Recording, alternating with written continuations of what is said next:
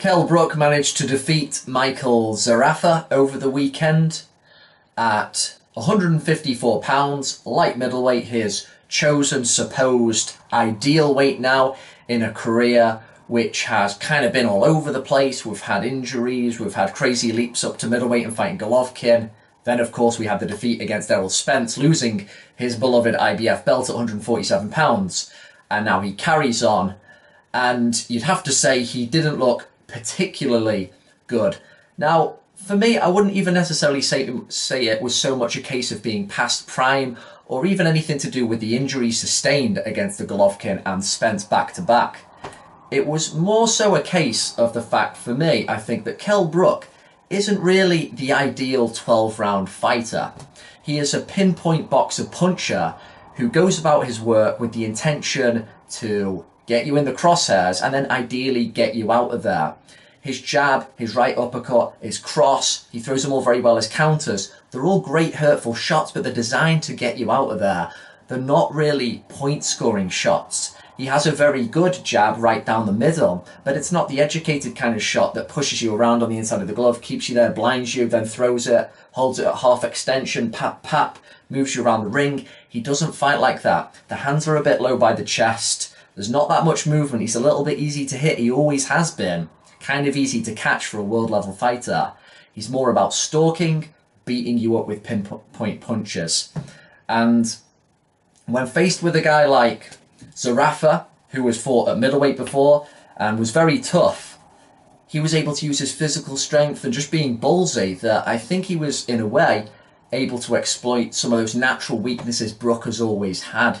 He can be roughed up a bit, he is hittable, and if he doesn't really manage to make a dent in you or discourage you, he's kind of got problems because he doesn't really box off the back foot that well. He's not the best at turning, he's not great at shelling up inside.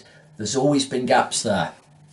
Fair play to Zerafa, he had to take, admittedly, some big shots off Brook early on. The right uppercut was working very nicely, the nose was bloodying, there were some great salvos and moments where Brook was really going for it, trying to take him out of there, but he took it all.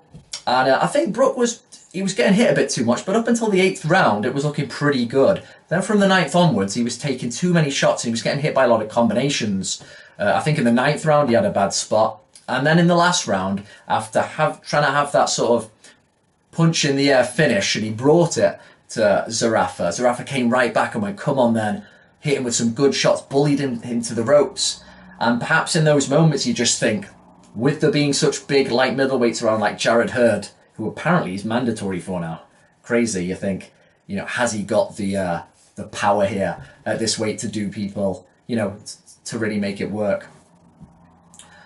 Jarrett Hurd, no, I think that's a bad idea. That shouldn't happen next. I can only see one winner. It really is the fight against Khan now. I think for Kell Brook, he's not going to start campaigning and really ripping his way through light middleweight, is he? It's not just the kind of career he's had, which has been a bit odd, of course. He first dethroned Sean Porter, went to America, that was great.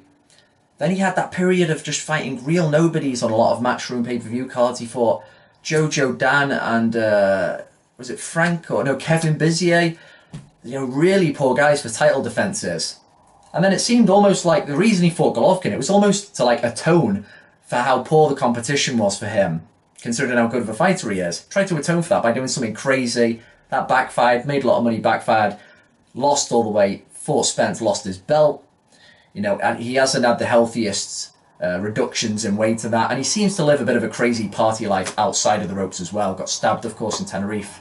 He just doesn't seem like a fighter who's going to be around, last, too much before it all falls apart.